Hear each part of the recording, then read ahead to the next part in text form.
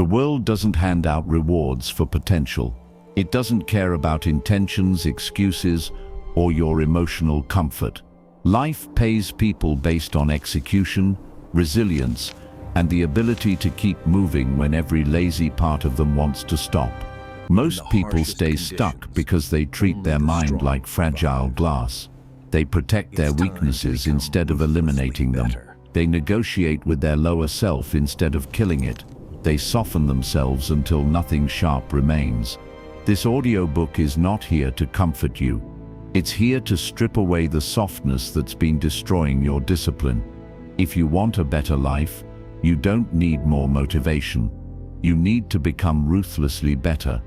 Every chapter you're about to hear is designed to confront you, pressure you, and force you to level up. If you can handle that, then keep listening. If you can't, your life will stay exactly where it is. Let's begin. Chapter 1. The Addiction to Softness. Softness is your oldest enemy, and the most dangerous part is that you don't even recognize it when it takes over your mind. It doesn't show up like a villain. It doesn't announce itself. It hides inside the tiny choices you brush off as insignificant. It disguises itself as rest, as taking a break, as giving yourself a moment. Softness is subtle. That's why it wins. It begins with the smallest decision. You wake up and tell yourself you need 5 more minutes, even though you know those 5 minutes always turn into 15. You delay the work you planned for the morning because your mind whispers that you'll feel more ready later, but later never comes. You postpone the gym because you're not in the mood. You skip the difficult conversation because now isn't the right time. You avoid the challenge because you think you need more preparation. Every one of these moments feels harmless. They don't look like destruction. They look like comfort, but they are the invisible threads that tie you down. Softness doesn't break you overnight. It wears you down quietly.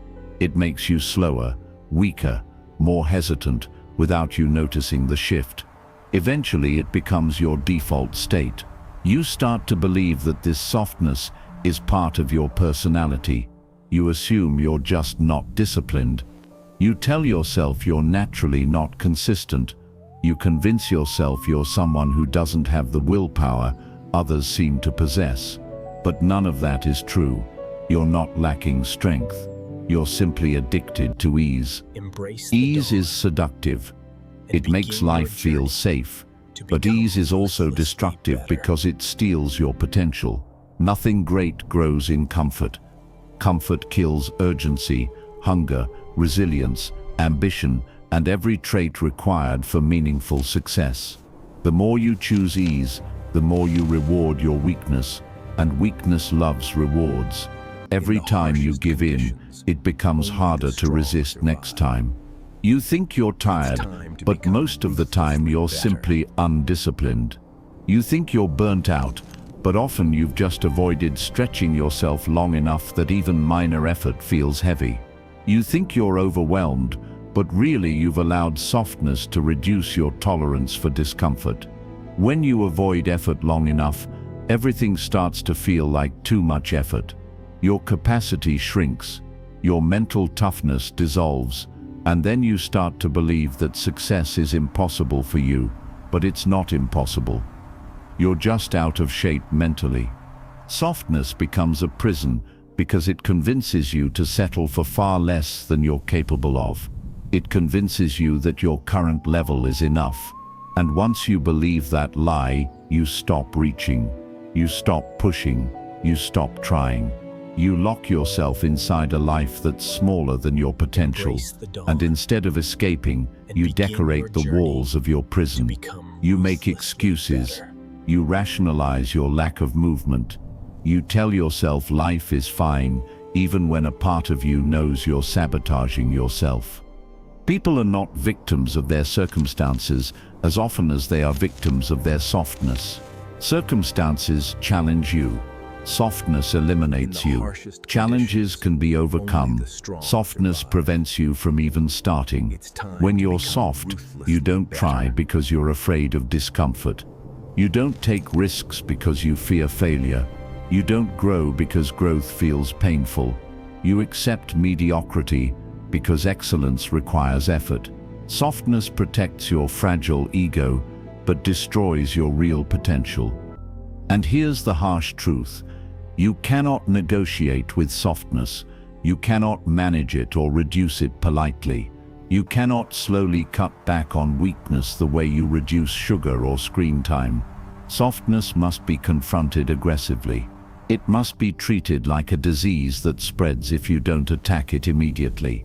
If you leave even one small corner of your life unguarded, softness will find its way in. It will exploit your excuses. It will multiply in your comfort zones.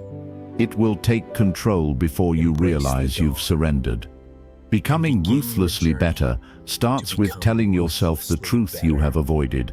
You've been soft because softness is easier than responsibility. Being disciplined is hard. Changing your habits is hard. Saying no to your lower impulses is hard. Showing up when you don't feel like it is hard. But this difficulty is the very thing that builds strength. You cannot bypass this. You cannot cheat your way into greatness. You must earn it through discomfort. The reason you remain stuck is not because life is unfair. It's because you have not yet tested your potential. You've never pushed yourself to the limit where strength is born. You've never reached the point where your old excuses collapse. You've never stayed consistent long enough to experience the transformation that discipline creates.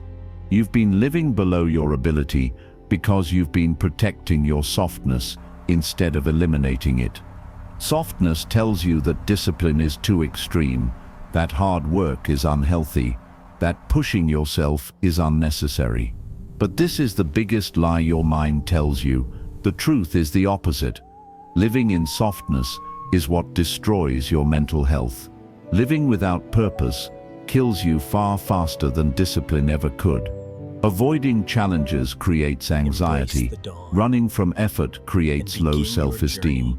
You don't become confident by protecting yourself from discomfort. You become confident by proving to yourself that you can handle it. You must learn to see softness as the enemy within you. The enemy that steals your mornings, your time, your focus, your drive, your potential, your ambition, and eventually your entire future.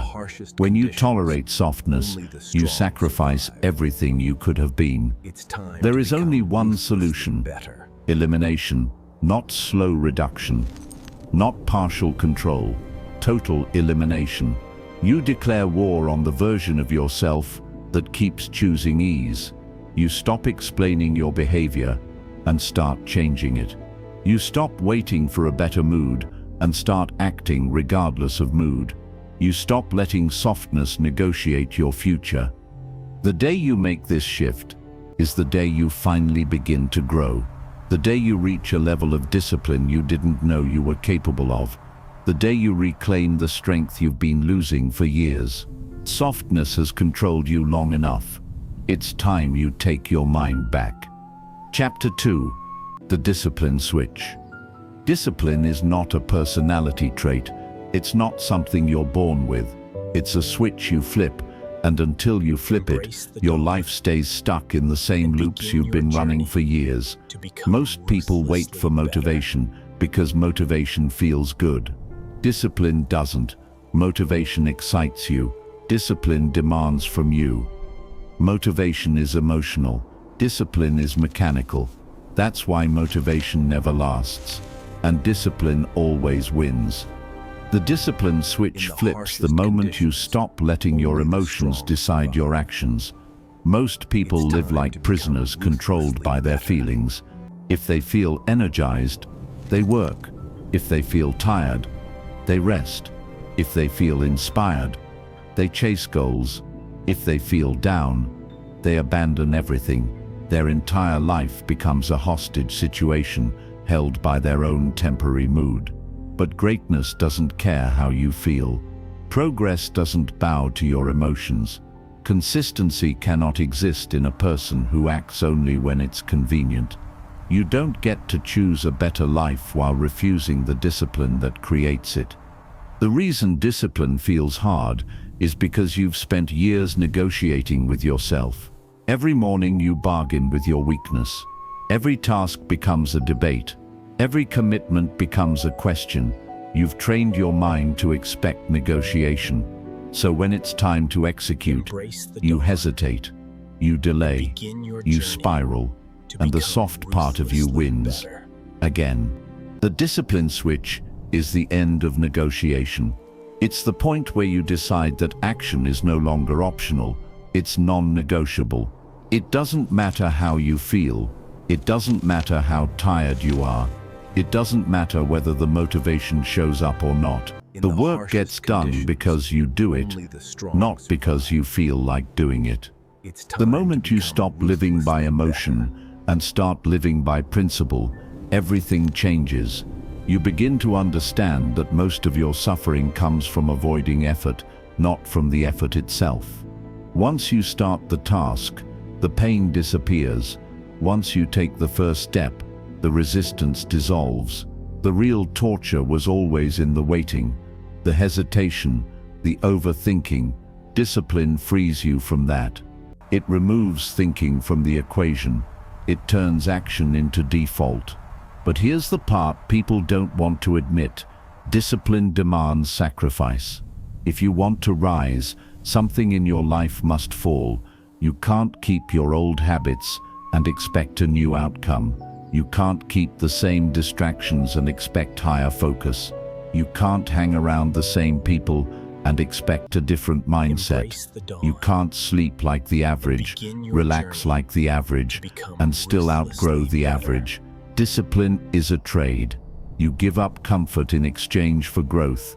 You give up short-term pleasure in exchange for long-term power. That's why so few people flip the switch. They want results, but they refuse the cost. You've probably told yourself thousands of times that you'll start tomorrow, but tomorrow is a graveyard where your potential goes to die. Tomorrow is how your weakness delays your growth. Tomorrow is how the soft version of you stays alive. The discipline switch kills tomorrow. It replaces it with today. It forces you to stop lying to yourself, and that honesty is brutal because it exposes just how often you've been the obstacle in your story. Look at every person who has mastered anything, their craft, their health, their mind, their life. None of them did it by feeling good all the time. They didn't wait for motivation. They didn't chase the perfect conditions. They didn't rely on inspiration or luck. Their success was built on the back of ordinary, unexciting, repetitive discipline. While others were sleeping, complaining, hesitating, or searching for shortcuts, they were simply consistent. That's the real difference between the successful and the average. Not talent, not intelligence, not genetics. Consistency. The discipline switch creates identity change. When you flip it, you stop seeing yourself as someone trying to be disciplined. You become someone who is disciplined. Your actions build your identity, and your identity builds your future. When you start acting like a disciplined person, you naturally stop tolerating the behaviors that once held you back. You stop being okay with inconsistency.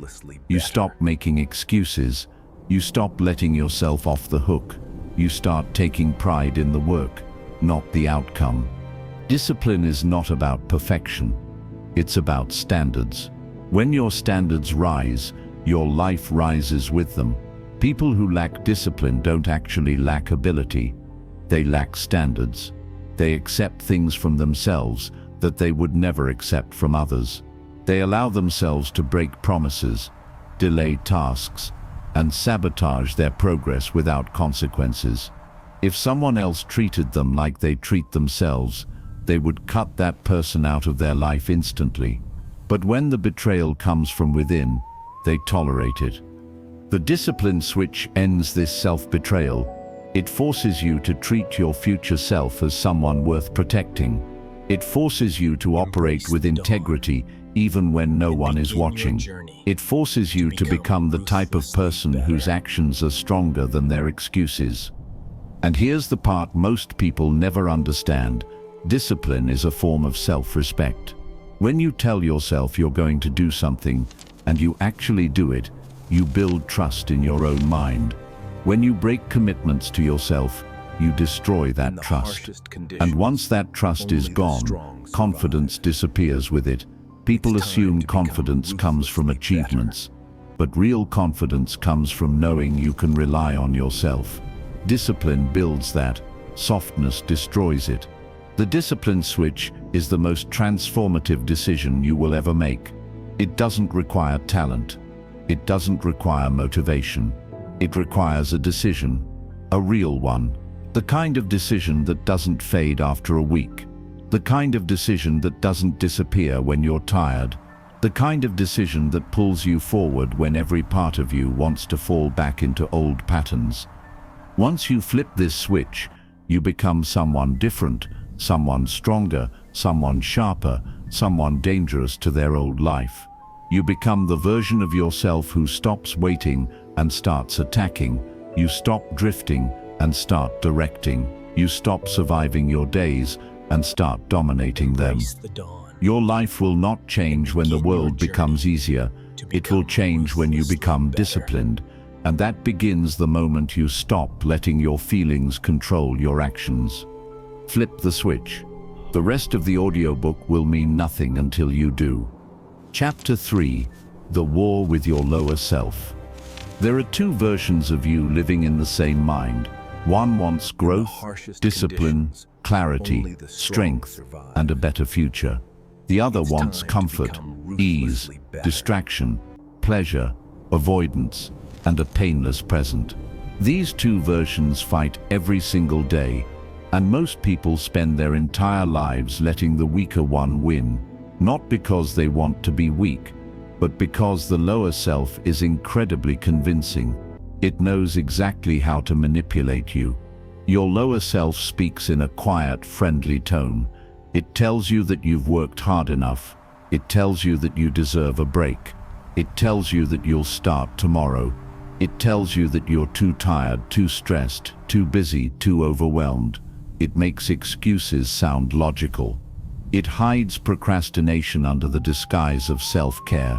It frames laziness as listening to your body. It wraps weakness in comforting language, so you don't notice that you're being dragged downward one decision at a time. This is how the lower self wins, not through force, but through persuasion. It never screams. It whispers. It convinces you that choosing the easier option is harmless, even smart. But you're not dealing with a harmless part of your mind. You're dealing with the internal force that wants to keep you exactly where you are. Your lower self doesn't care about your future. It only cares about your immediate comfort. And comfort has no loyalty to long-term success. The higher self, on the other hand, speaks quietly but firmly. It pushes you toward the difficult things that create growth. It asks for discipline when you feel lazy. It asks for patience when you feel impulsive. It asks for focus when you feel distracted. The higher self is committed to your future, not your momentary cravings. But it requires effort, and effort feels uncomfortable. That's why so few people follow it consistently. They want the rewards of the higher self, while obeying the impulses of the lower one. The war between these two selves happens in your micro-decisions. You won't always recognize the battle when it begins. It shows up in moments like this. You're about to start an important task, and a random thought tells you to check your phone first. That's the lower self. You're ready to hit the gym, but a quiet voice says you should go later because you're not in the right mood. That's the lower self. You're committed to eating healthy, but the thought of taking a break just this once pops up. Lower self again. The lower self wins when you act without thinking. It thrives on autopilot behavior. Every time you surrender to it, you strengthen it, you train it, you teach it that it has authority over your life. And the more power you give it, the weaker your higher self becomes. Eventually, your lower self becomes the default driver of your life. That's why people say they don't feel like doing anything. Their higher self has been starved for so long that it barely has a voice left. The war shifts in your favor the moment you stop acting unconsciously, the moment you catch the impulse before it becomes action, the moment you pause and ask, which version of me is making this decision? That simple question exposes the enemy. Awareness is the first weapon in this war. You cannot defeat what you cannot identify. Once you see the lower self clearly, its tricks stop working. You begin to notice how often it tries to pull you back into old habits. You start seeing the pattern every time you're about to expand. It tries to contract you. Every time you're about to elevate, it tries to sedate you. Every time you're about to do something meaningful, it tries to distract you with something trivial. The timing is never random. The lower self is strategic. It attacks at the weakest moments when you're tired, bored, emotional, overwhelmed, lonely, stressed, or hungry. It's not sabotaging you by accident. It's sabotaging you because that is its nature. You cannot bargain with the lower self. You cannot negotiate with it. You cannot reason with it. It doesn't care about logic. It only cares about comfort. The only way to win this war is through dominance. You must make decisions that starve the lower self.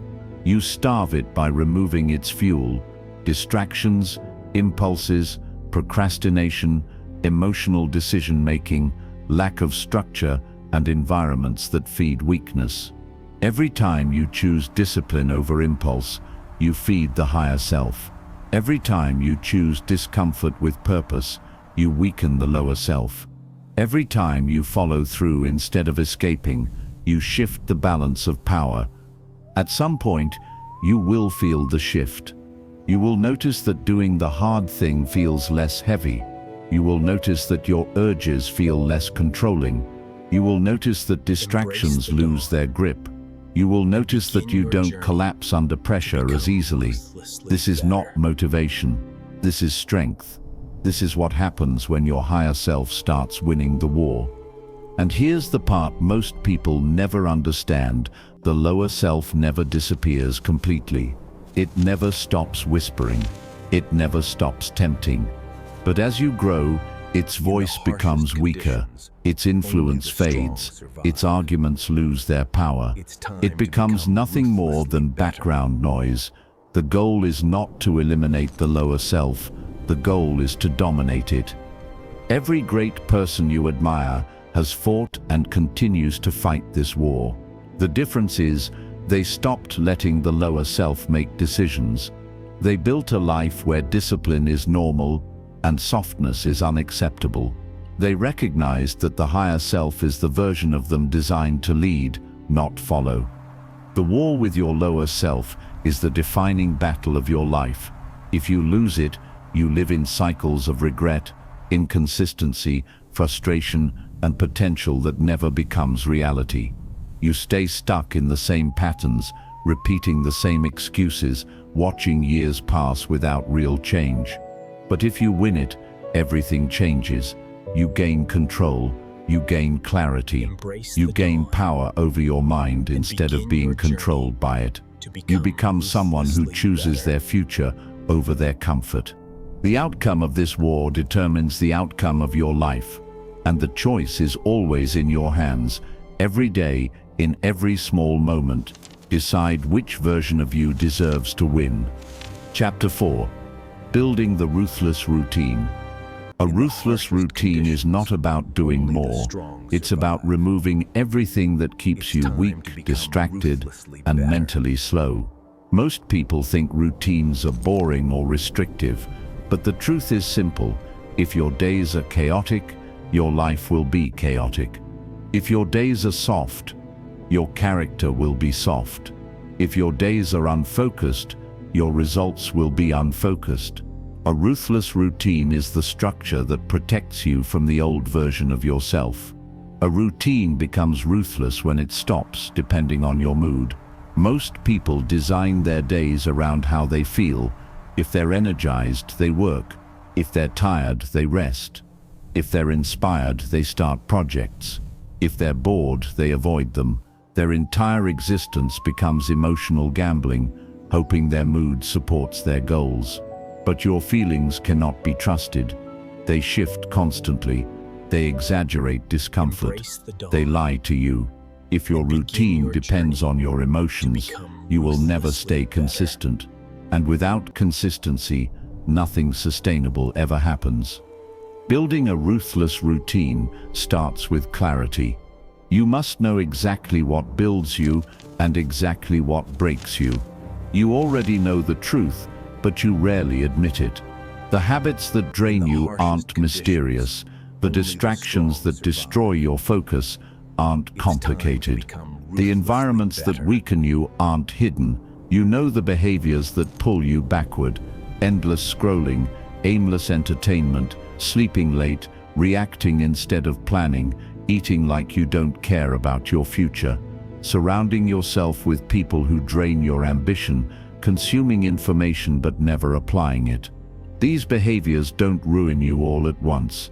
They ruin you slowly, quietly, and consistently. A ruthless routine removes these behaviors with zero negotiation. But some people make the mistake of trying to overhaul their entire life overnight.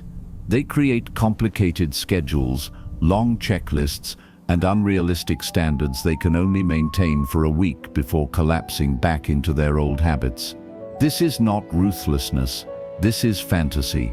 A ruthless routine is simple, sharp, and repeatable. It focuses on the essential. It eliminates the unnecessary. It protects your energy and your attention like valuable resources, because they are. Think of your day like a battlefield. Every morning your lower self wakes up with you, ready to sabotage your progress. The more unstructured your day is, the more opportunities it has to attack. But when your routine is tight, the enemy has no room to slip in. The structure protects you. The discipline guides you. The process becomes your shield. When your schedule is clear, your weakness cannot negotiate with you.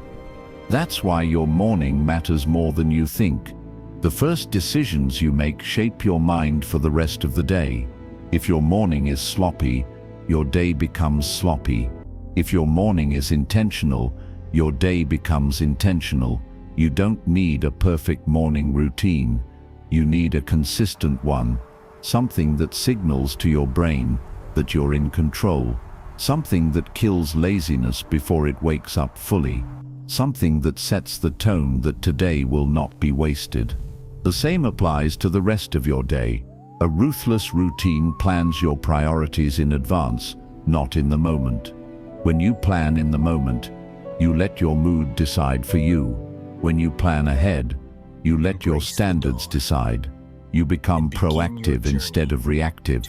You take control instead of drifting through hours without direction. A strong routine also includes ruthless boundaries. Not every message deserves a reply. Not every distraction deserves your attention. Not every person deserves access to your mental space. You must protect your time, your focus, and your energy with the same intensity you protect your valuables. Every weak yes you give is a theft from your future. People underestimate how much their environment affects their discipline. A ruthless routine acknowledges this truth and shapes the environment accordingly. If your home is messy, your mind becomes messy. If your phone is full of distractions, your attention becomes scattered. If your social circle is lazy, your standards drop. A strong environment makes discipline easier. A weak environment makes discipline almost impossible. Your routine should make it harder to fail and easier to win. The real power of a ruthless routine is not the tasks themselves, it's what those tasks do to your identity. When you repeatedly follow through, even in small ways, you begin to trust yourself. You start seeing yourself as someone who finishes what they start, someone who keeps promises, someone who executes. That identity is worth more than motivation or inspiration. It becomes the engine behind your consistency. But here's the truth, most avoid: a ruthless routine requires sacrifice. You will lose comfort. You will lose distractions. You will lose people who enable your weakness. You will lose the easy version of your life. But you will gain something far more valuable: momentum. Momentum is the invisible force that separates winners from everyone else. When you build momentum, your standards rise. Your tolerance for laziness shrinks. Your hunger grows. Momentum turns effort into identity.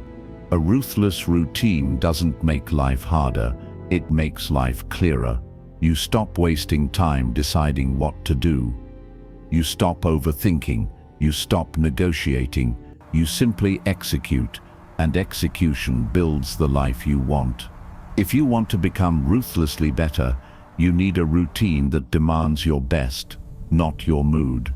A routine that turns discipline into your default. A routine that protects you from the softer version of yourself. Your days shape your life. Your routine shapes your days. So if you want a stronger future, build a stronger pattern of behavior. Not tomorrow, not when things calm down, not when you feel ready. Now, your future strength is built by the routines you commit to today. Chapter 5. Emotional toughness over everything. Emotional toughness is the foundation of a strong life, and without it, every other improvement becomes temporary. You can build habits, create routines, and make promises to yourself. But if your emotions control you, all of it collapses the moment things get uncomfortable. Most people don't fail because the path is hard. They fail because their emotions overpower their decisions. They let feelings interrupt discipline. They let mood dictate effort. They let discomfort decide their future. Emotional softness is the silent killer of potential. You've been taught to obey your emotions. You've been taught that every feeling deserves attention.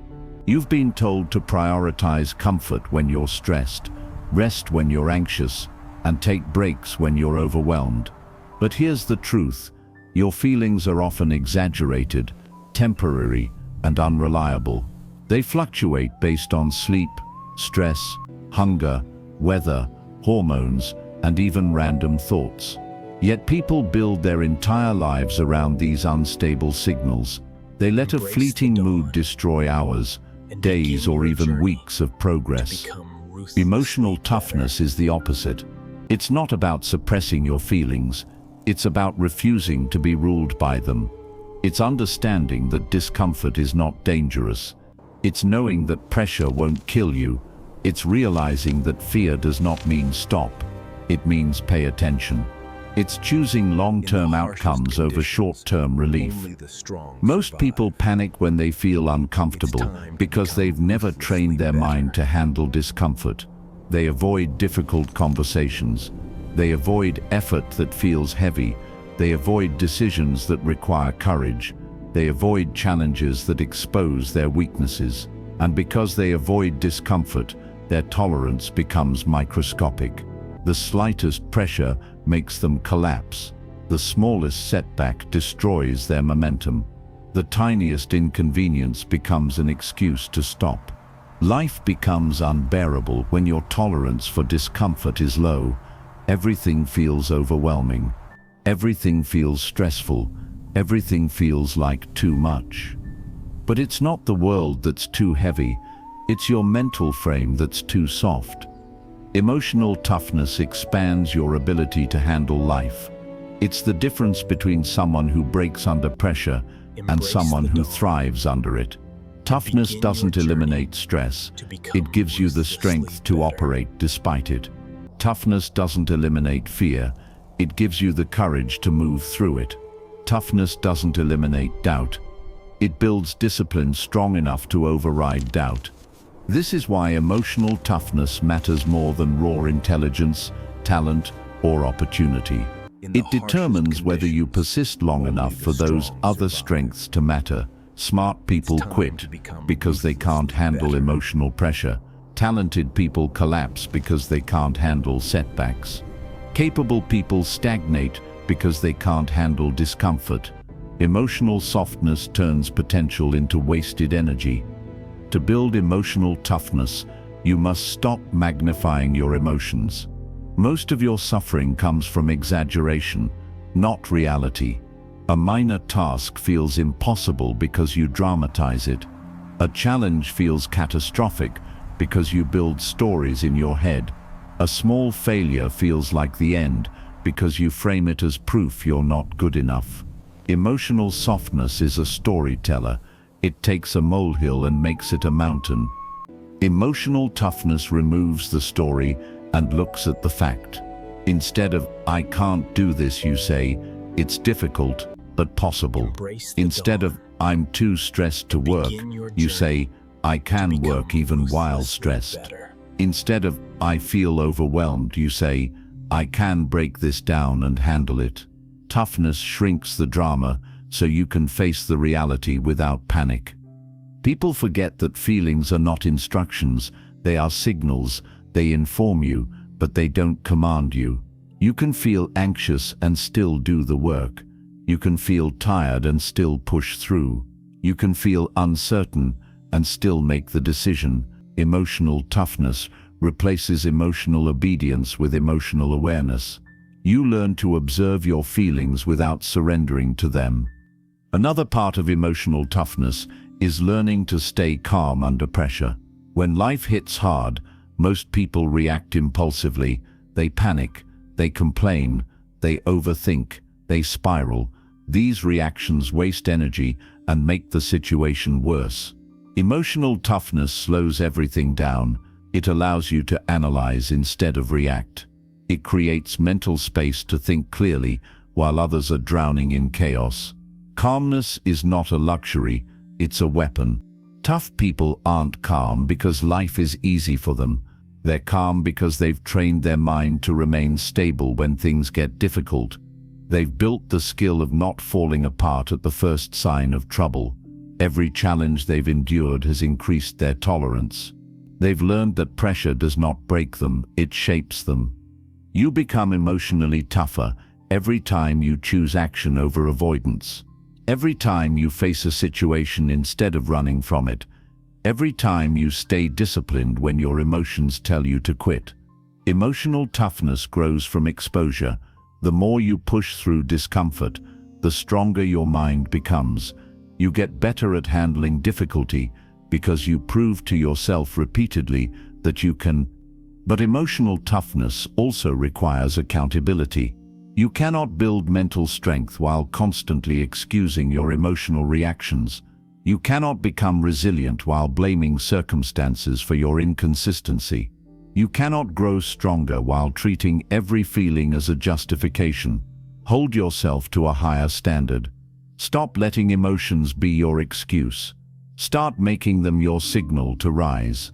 The toughest version of you is not the one who never feels anything. It's the one who feels everything and still chooses discipline. It's the one who stays focused when stressed. It's the one who shows up when unmotivated. It's the one who keeps going when tired. It's the one who remains steady when life becomes uncertain. Emotional toughness is the armor that protects your discipline. Without it, you're fragile. With it, you're unstoppable.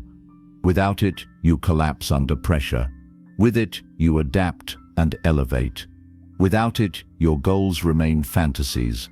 With it, your goals become inevitable. If you want to become ruthlessly better, you must refuse to live at the mercy of your emotions.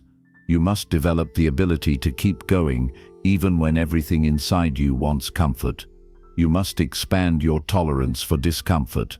You must shrink your drama and amplify your resilience. Emotional toughness is not the final layer of your transformation. It is the core. It is the operating system that supports every improvement you build. When your emotions stop controlling you, your future opens. Everything becomes possible. Everything becomes accessible. Everything becomes a matter of discipline, not mood. Strengthen your emotions, and your life strengthens with them. Chapter 6. Destroying the old identity. Your old identity is the silent anchor that keeps you tied to the same patterns you claim you want to escape. People try to change their habits, their routines, their environment, even the people around them, but they forget the core problem.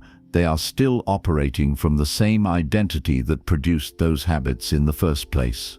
You cannot build a new life while dragging around the psychology of your old one. You cannot act like the same person and expect different results. Your identity shapes your behavior, and your behavior shapes your destiny. If the identity doesn't change, nothing else sticks. Your old identity wasn't built overnight. It was shaped by years of repeated choices, repeated excuses, repeated fears, repeated stories you told yourself about who you are and what you're capable of. Maybe you grew up being told you're not consistent, so you embraced that as part of your personality. Maybe you failed a few times and convinced yourself you're just not disciplined. Maybe you've been avoiding challenges for so long that you now think you're naturally lazy. These labels aren't facts, they're habits, and habits can be changed. The most dangerous thing about the old identity is that it feels familiar. Familiarity is comforting, even when it's destroying you. You stay attached to the older version of yourself because it's predictable. Even your failures become predictable. You know how to sabotage yourself. You know how to run from discomfort. You know how to choose the easier path. That familiarity becomes a twisted sense of safety. People fear change not because change is hard, but because it threatens the identity they've been living inside for years. Change requires letting go of the version of yourself you've gotten comfortable with, even if that version is weak, inconsistent, or self-sabotaging. When you hold on to your old identity, you defend it, you protect it, you justify it. You say things like, "This is just who I am," or "I've always been like this," or "I can't help it," or "I'm not that type of person." These statements might feel honest, but they are actually mental traps. They're not descriptions of who you are, they're excuses for staying the same. The moment you label yourself, you lock your growth. You imprison yourself inside a narrative that no longer serves you. Destroying the old identity means exposing all the lies you've been telling yourself. It means questioning every story that has limited you. It means refusing to carry old failures into your future. You must recognize that identity is not fixed. It is fluid. You are not a static character. You are a becoming. You are always changing, whether you notice it or not. The problem is that most people change unconsciously in the wrong direction. They become softer, weaker, more distracted, and more insecure because they let life shape them instead of shaping themselves. To destroy the old identity, you must first see it clearly. Write out the behaviors you've repeated for years. Look at the patterns that have controlled you. Notice the emotional reactions you fall into automatically. Identify the triggers that make you collapse into old habits. Awareness is the first cut into the old self. You cannot kill what you cannot see. The more clearly you understand your patterns, the easier it becomes to break them. The next step is contradiction. You must start behaving in ways that contradict your old identity. If you've always been someone who avoids discipline, then discipline is the weapon that kills the old you. If you've always been someone who hesitates, then immediate action is the blade. If you've always been someone who breaks routines, then consistency is the destruction. Identity doesn't change through declarations, it changes through evidence. Every time you behave in a way your old self never would, you weaken it. Every time you follow through, you destroy another piece of the old narrative. Every time you choose the future over the past, the old identity loses its grip. People think change must feel natural. That's wrong. Real change feels unnatural because you're acting against years of conditioning. You're stepping into behaviors your mind is not used to. You're going against your emotional instincts, your comfort zones, your impulses. Of course it feels strange. Of course it feels uncomfortable. But discomfort is the sign that you are becoming someone new. Comfort is the sign you're staying who you were. Your old identity will fight back. It will try to pull you into old routines. It will whisper your old excuses. It will make you crave the familiar. The moment you try to grow, the old self panics because it senses death. This resistance is normal. It's part of the process. When the old identity tries to drag you back, don't treat it as a reason to quit. Treat it as confirmation that transformation is happening. Resistance is proof of evolution. Destroying the old identity also requires removing the environments that support it. You cannot become a higher version of yourself while surrounding yourself with people who expect you to stay the same. Many people in your life have memorized your past identity. They expect you to think a certain way, act a certain way, respond a certain way. And when you start changing, they might resist, mock, question, or doubt you, not because they're evil, but because your growth exposes their stagnation. You must be willing to distance yourself from environments that support the old you, not out of hatred, but out of self-respect. One of the hardest parts of destroying the old identity is letting go of the comfort that comes from being understood. People understand the old you. They know how to read you, how to predict you, how to categorize you. But the new you will be unfamiliar, even to yourself. And that's not a problem. That's growth. You aren't meant to be a repeat version of who you were. You're meant to evolve. The final step in this transformation is claiming a new identity through consistent behavior. You become disciplined by repeatedly choosing discipline. You become confident by repeatedly doing what scares you. You become resilient by repeatedly pushing through difficulty. You become a higher version of yourself by repeatedly killing the old one through action, not intention. Your old identity has been running your life for long enough. It has kept you small, predictable, fearful, hesitant, and inconsistent. It has limited your ambition and numbed your hunger. It has convinced you that you're incapable of more. That version of you must die so something stronger can take its place. Destroy the old self.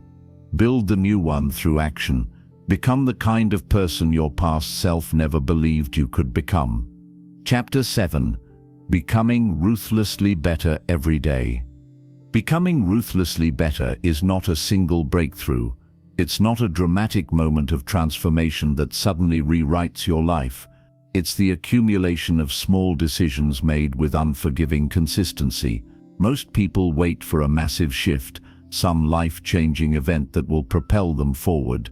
But that fantasy keeps them stuck. Real change happens in the daily grind, in the ordinary hours, in the moments nobody sees. It's slow, it's repetitive, and it's often uncomfortable. That's why so few people commit to it. They want the reward, not the repetition. They want the upgrade, not the discipline. They want the outcome, not the process. The truth is simple. You become ruthlessly better through daily pressure, applied with intention. Improvement comes from stacking wins, not wishes. A win isn't always huge. Sometimes it's finishing what you start. Sometimes it's resisting a bad habit. Sometimes it's showing up when you don't feel like it. Sometimes it's choosing 5 minutes of progress instead of 30 minutes of distraction. These small wins don't feel heroic in the moment, but they compound over time. Every tiny victory strengthens the identity you're building. Every act of discipline reinforces the future you want. You cannot keep relying on mood if you want daily growth. Mood is unstable. Mood is emotional. Mood is weak. Discipline is stable. Discipline is intentional. Discipline is the compass you follow when everything inside you wants the easier path. Becoming ruthlessly better means you stop asking yourself, "Do I feel like it?" and start asking, "What needs to be done?" When you operate from necessity instead of emotion, your life takes shape quickly. One of the reasons people fail to grow every day is because they keep lying to themselves. They blame circumstances, timing, responsibilities, people, stress, or lack of motivation. But the root cause is always the same: self-deception. They tell themselves they're trying when they're barely starting. They tell themselves they're doing their best when they know they have more to give. They tell themselves they're overwhelmed when they're really undisciplined. You cannot become ruthlessly better while protecting the lies that keep you weak. Growth requires brutal honesty, not the kind that destroys your confidence, but the kind that destroys your excuses. To improve every day, you must learn to observe your habits like a scientist, not a victim. Look at the patterns without emotional drama. Study what triggers your laziness. Study what pulls you off track. Study what improves your focus. Study what strengthens your discipline. Most people avoid this level of self-awareness because it forces them to confront their own role in their stagnation.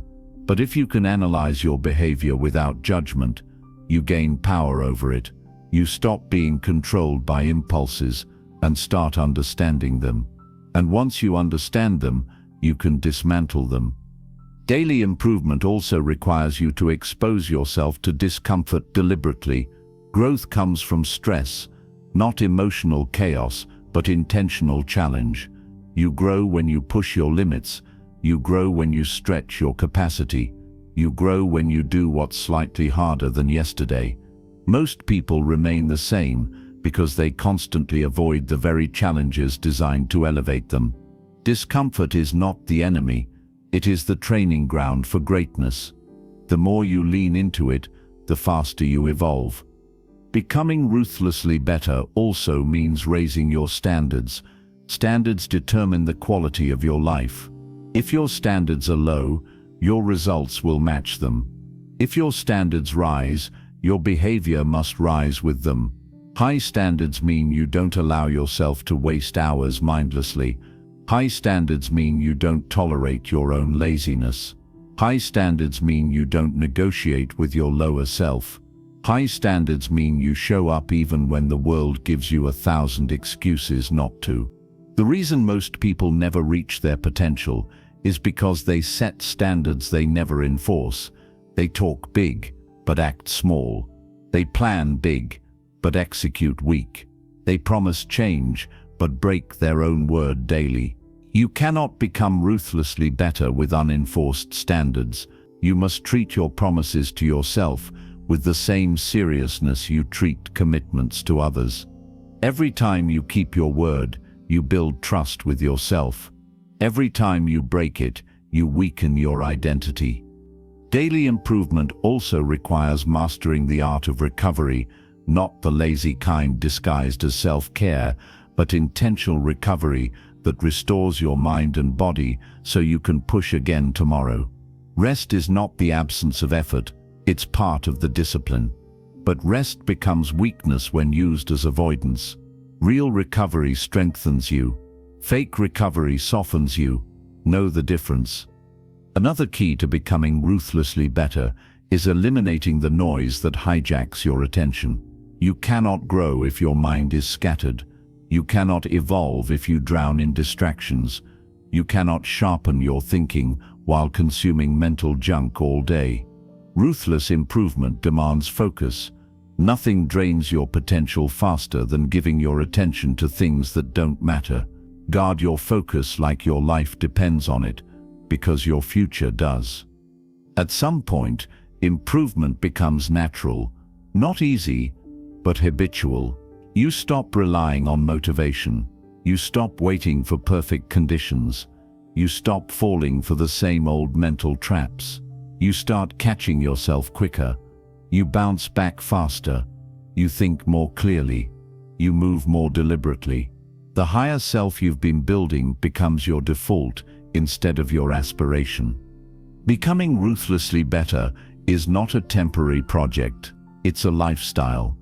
It's a daily agreement you make with yourself to rise above your excuses, your impulses, your weaknesses, and your old identity. It's the choice to demand more from yourself, not because someone is watching, but because you know what your future requires. It's the understanding that greatness doesn't reward those who try, it rewards those who persist. You will have days when you feel unstoppable and days when you feel heavy. Days when everything flows and days when everything resists you. Days when you win and days when you stumble. But the ruthlessly better version of you never disappears. It's built through repetition, not perfection. Through resilience, not comfort. Through consistency, not intensity. Every day is a vote for the person you want to become. Every action either strengthens your future or sabotages it. Becoming ruthlessly better is simply choosing your future over your comfort again and again until the choice becomes effortless. This is how you rise. This is how you change. This is how you build a life that reflects your potential, not your excuses. Chapter 8. Choosing the hard path on purpose. Most people don't realize this simple truth. The easy path destroys you slowly, and the hard path builds you relentlessly. The easy path gives you comfort today and regret tomorrow. The hard path gives you discomfort today and power tomorrow. The person you become is determined entirely by which path you choose more often. The problem is that most people never consciously choose. They drift into the easy path by default because it requires nothing from them. The hard path requires intention, discipline, and courage. That's why so few walk it. But if you want to become ruthlessly better, the hard path can no longer be an accident. It must become a deliberate choice. Choosing the hard path is not about punishing yourself. It's about recognizing that the challenge is the catalyst. The struggle is the builder. The effort is the sculptor of your character. Every time you take the harder option, you're strengthening the part of you that wants greatness. Every time you choose the easier option, you're strengthening the part of you that wants comfort. Your life becomes the result of those repeated choices. The hard path forces you to grow. When you do what's difficult, your mind stretches, your discipline sharpens, your confidence expands. You discover a version of yourself you didn't know existed because you've never given yourself the chance to meet them. You've lived too long inside ease, telling yourself you're not capable, when the truth is you've never tested your capabilities. You've never pushed your limits long enough for them to break and rebuild stronger. You've never stayed in discomfort long enough to realize it doesn't kill you, it strengthens you. The easy path, however, keeps you fragile. It makes minor challenges feel massive because you never build emotional or mental endurance. It makes small tasks feel overwhelming because your mind is untrained. When you avoid difficulty, your tolerance shrinks. Your strength fades. Your potential remains locked behind your fear of discomfort. You start believing that life is unfair or too demanding, when the reality is that your softness has become your cage. Choosing the hard path begins with awareness. You must start paying attention to the moments when your mind automatically leans toward the easier option. Those micro moments determine everything. Waking up or snoozing, starting the task or delaying it, facing the uncomfortable conversation or avoiding it, eating clean or reaching for convenience, taking responsibility or making excuses. These tiny decisions shape your identity far more than the big goals you talk about. The person who wins the small decisions eventually wins the big ones. But choosing the hard path requires honesty, brutal honesty. You must stop pretending that you're doing your best when you're actually running from discomfort. You must stop telling yourself that life is too stressful when you're simply avoiding pressure. You must stop claiming you're overwhelmed when you're undisciplined. Discomfort doesn't destroy you. Hiding from discomfort does. Most people seek shortcuts because they want the outcome without the struggle. They want the muscles without the training. They want the growth without the grind. They want the confidence without the courage. They want the results without the resilience. But shortcuts rob your character. They give you the illusion of progress without the foundation. And when adversity hits, you crumble because you never built the strength to withstand it. Choosing the hard path is the opposite of seeking shortcuts. It's choosing the longer route because it builds you. It's saying no to the easy escape because it weakens you. It's embracing the grind because you understand that every step taken in difficulty is an investment in your future strength. The hard path also reveals your true priorities. Everyone says they want a better life.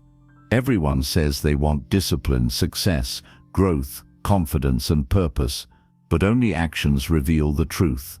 If you consistently choose comfort, then comfort, not growth, is your priority. If you consistently choose distraction, then avoidance, not progress, is your priority. If you choose the hard path, even when no one is watching, then growth is your true priority. Another reason the hard path matters is because it separates you from the average mindset. Most people around you will never choose discomfort voluntarily. They only face challenges when they're forced to. They only grow when life pushes them into a corner.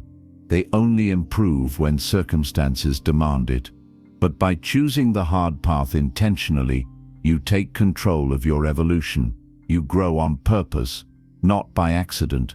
You build strength deliberately, not reactively. You rise above the passive nature of those who wait for life to shape them. The hard path also simplifies your life. When you embrace challenge, you stop overthinking. You stop negotiating. You stop delaying. The decision becomes clear. Choose the option that makes you stronger. If it's uncomfortable, it's probably the right choice. If it tests you, it's probably the path you need. If it pushes you, it's probably aligned with your future. The hard path becomes the filter through which you make decisions. But here's the truth: most people don't realize the hard path eventually becomes the easier one. Not because the path changes, but because you do.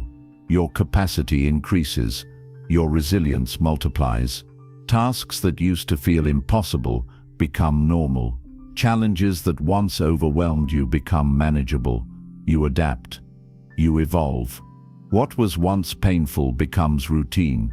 What once required courage becomes instinct.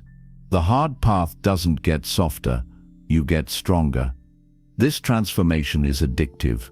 Once you start choosing the hard path consistently, you no longer respect the version of yourself that settled for comfort. You begin to crave progress. You begin to crave challenge. You begin to crave growth, because you've experienced the power that comes from pushing yourself. You start seeing life differently. You stop fearing difficulty, because difficulty becomes the training ground for every future victory. Choosing the hard path on purpose rewires your identity. You stop being the person who avoids pressure and start being the person who seeks improvement. You stop being the person who collapses and start being the person who endures. You stop being the person controlled by fear and start being the person who walks into fear with intention. This is how you become ruthlessly better, not by waiting for perfect conditions, not by relying on good moods, not by hoping for motivation, but by deliberately taking the path that builds you, sharpens you, and challenges you every single day. You want a stronger life? Choose the harder option. You want a sharper mind? Choose the task that stretches you. You want discipline? Choose the action you don't want to do. You want confidence? Choose the challenge you fear. You want growth? Choose the discomfort that forces evolution. Every day gives you a choice, the path of comfort or the path of growth, and the choice you repeat becomes the life you live. Choose the hard path, not once, not occasionally. Every day. That is how you become ruthlessly better. Most people will hear words like these, feel a spark for a moment, and then slip right back into the same patterns that keep them stuck. They'll nod their head at the truth, but they won't act on it. They'll feel motivated, but they won't build discipline. They'll think about change, talk about change, dream about change, but their life won't change, not because they can't, but because comfort wins the second the audiobook ends. Don't be like them. Everything you want, strength, confidence, discipline, clarity, stability, success, lives on the other side of consistent action, not occasional effort. Not one good week, not a burst of motivation. Consistency. The version of you that stays soft will lead you to a predictable life, stagnant, repetitive, filled with regret. The version of you that chooses discipline will lead you to a life shaped by growth, resilience, and unshakable confidence. You know exactly which version you need to become. This entire journey has never been about adding more to your life. It's been about subtracting what weakens you, removing softness, eliminating excuses, killing the old identity, choosing the hard path, building emotional toughness, becoming someone whose habits align with their goals, not their impulses. Now it comes down to one thing. Will you actually do it? Will you show up tomorrow when your mood tells you to rest? Will you follow your standards instead of your impulses? Will you choose the hard path even when no one is watching? Will you demand more from yourself than you did yesterday? Because that's what this transformation is really about. It's not about perfection. It's about direction. It's about choosing growth over comfort again and again, until it becomes who you are. When you cross that line, the soft version of you dies, and the disciplined version, your true potential, finally takes over. You don't need more time. You don't need more inspiration. You don't need more reassurance. You need action. Ruthless, consistent, daily action. If you start today, truly start, with discipline instead of emotion, you'll look back months from now and barely recognize the person you used to be. And you'll realize one thing: the life you wanted wasn't out of reach. You just had to stop being soft long enough to build it. Your future self is waiting. Make the decision, step into the harder path. Prove to yourself that you are capable of more than you've ever allowed yourself to believe. Become ruthlessly better starting now.